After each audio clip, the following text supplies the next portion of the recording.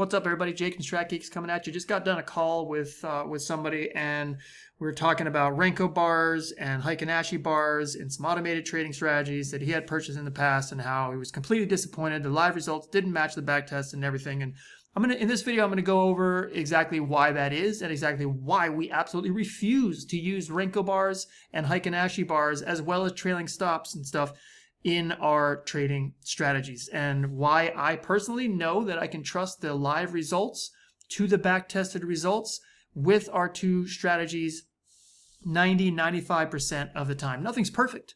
So let's get into it. Why back tests don't match live and why that pisses me off. Let me start with this, because this is what really pisses me off about the automated trading industry. If you trade an automated strategy live, you should be able to finish the trading day, go back and look at the back test for that exact same day and see that the trades mostly line up. Not perfectly, but most of the time. And that is not what happens with a huge portion of the systems being sold today. Instead, you see beautiful back tests, smooth equity curves, tiny drawdowns, and when people go to place the trades live, the results don't even come close. And when I say don't come close, I don't mean a little slippage over a month. I mean same day, same session, same market, and the trades don't match most of the time.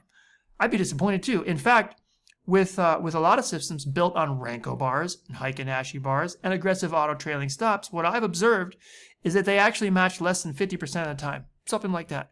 Most days actually don't match. More days don't match than do match, and that's a massive, massive problem.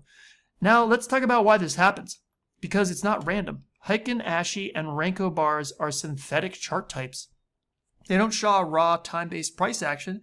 They smooth volatility. They delay reversals. They filter information before the strategy ever even has a chance to deal with it. Then you stack on auto trailing stops, etc., too many market orders, too many break-evens, all that stuff. And then in backtests, everything just looks too perfect and nothing matches up. So they just barely ever behave as you would think they would in live markets. So on paper, everything looks amazing. Drawdown get compressed. Exits look surgical, equity curves look clean and controlled, but live markets don't behave that way. Live trading has slippage, sudden volatility expansion, overshoots, liquidity gaps, blah, blah, blah, blah, blah, blah. And the further you move away from real price and testing, aka the farther you move away from candlesticks, regular time-based candlesticks, the wider the gap becomes between the backtest and the live execution.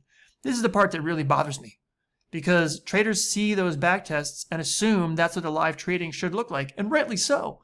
So when someone comes to us as Strat Geeks and we say, hey, our live results usually match the backtest 90-95% or more of the time, they don't believe it, because they've bought other strategies from these companies that are selling Renko bars and Heikin-Ashi bars and auto trailing stops out the wazoo.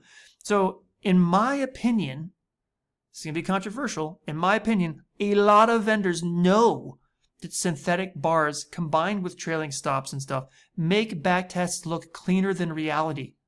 Whether that's intentional or just accepted as normal, the outcome is the same. Live traders are left confused, disappointed, and blaming themselves for buying something and it's not matching. And then they come to us and then I gotta explain all this stuff. And I didn't used to know this stuff either. I've personally built strategies with auto trailing stops, very tight ones, a bunch of market orders and auto break evens, and on Heikin-Ashi charts and Renko, and be like, oh my God, this is the best stuff ever. I can't believe it. And then I go to run it live and completely disappoints. So and almost none of these companies explain limitations. None of them say, oh, by the way, Renko bars aren't going to be accurate. Heikin-Ashi, not accurate. Nobody explains why the trades don't line up day to day. And almost nobody talks honestly about how the Heikin-Ashi and the Renko and the trailing stops slowly drift, sometimes fast, drift away from real execution. On top of that, many of these systems are sold at much higher prices than what we charge.